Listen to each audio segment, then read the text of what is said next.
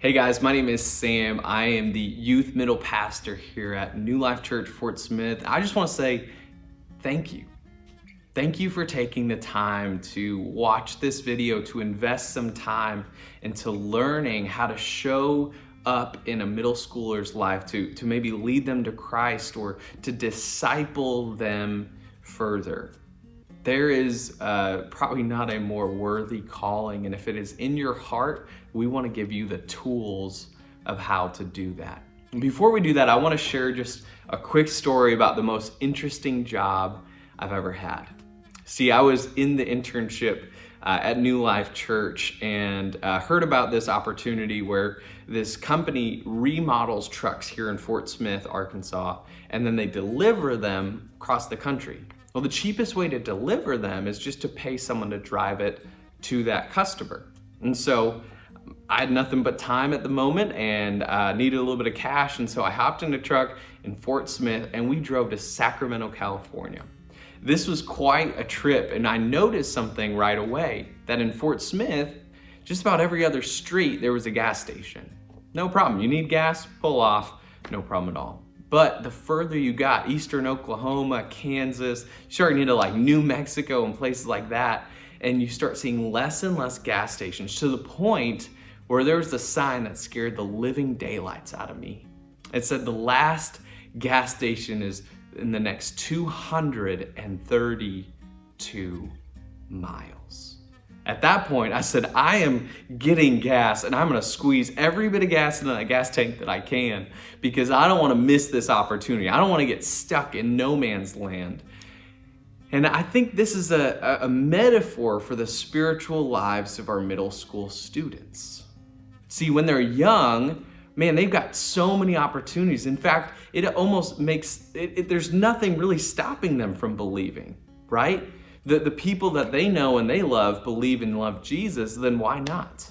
And there's tons of opportunities, but here's something I want us to know and to kind of sink in, is this idea that our students are constantly being discipled. Whether it's by a coach, a teacher, a classmate, a teammate, whether it's by the media that they're taking, the music and the video games, or the people online that they're chatting with, whatever it may be, there are tons of voices and it's helping them shape their worldview. And here's a statistic that I think is just scary and puts it on us, the weight of what's at hand. Barna did a study of 70,000 adults who had grown up in church. And the ones who were believing, they found that they had made that decision by the ages of 11 and 12.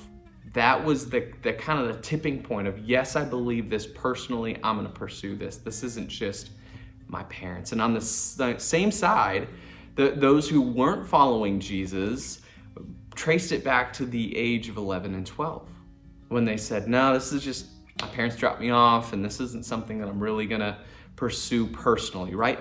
The formation of their belief was kind of set in stone at the age of 11 or 12. That is our middle school age. In a way, that is our last gas station for 232 miles. We can't miss this opportunity. We can't miss this age range.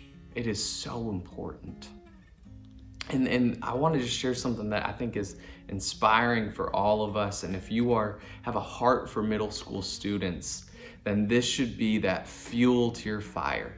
The key deciding factor of all those 70,000 adults who either believed or didn't believe, again, it went both ways. Number one is, for those who believed, they tied it back to a trusted relationship with an adult who displayed a loving relationship with Jesus.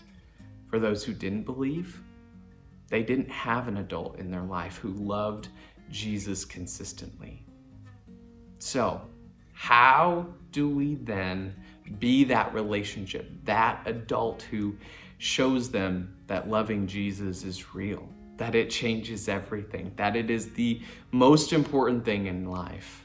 Well, I don't have all the answers, but I've got 3 things that might help you and it might help me to start that journey. Number one, I just want us to know that middle school students are in a phase of life where they're constantly trying to answer the question to adults, do you know me? Do you know me? And so I think that can shape how we show up in their lives. Number one is showing up. If we want to disciple or lead a middle school student to Christ, number one is we have to show up. Now, I'm a youth middle pastor, so I'm kind of partial to this, but there is no better way, if you have a heart for middle school students, than serving in a middle school ministry.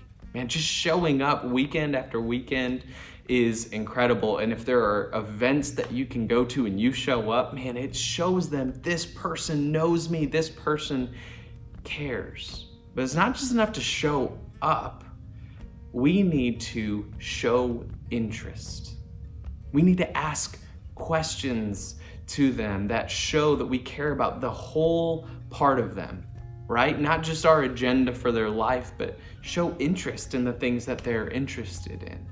This is true for parents. This is true for aunts and uncles. This is true for family, friends. This is true for you. Show up, show interest. And then the last thing is when we do those two things, it opens a door for us to show them the way. It doesn't mean that we just say, hey, I'm perfect, follow my example. No, we say, hey, I've been in your shoes.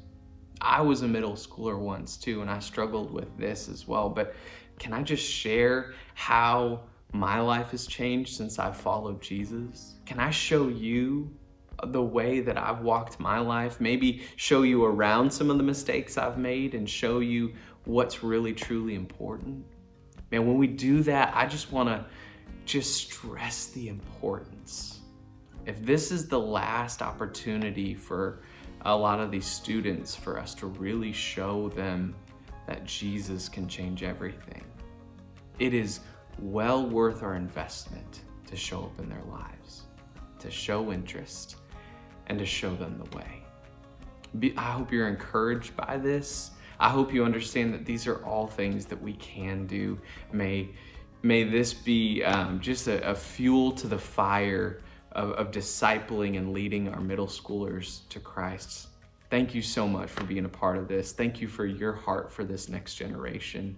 I'm excited to see what God does through you.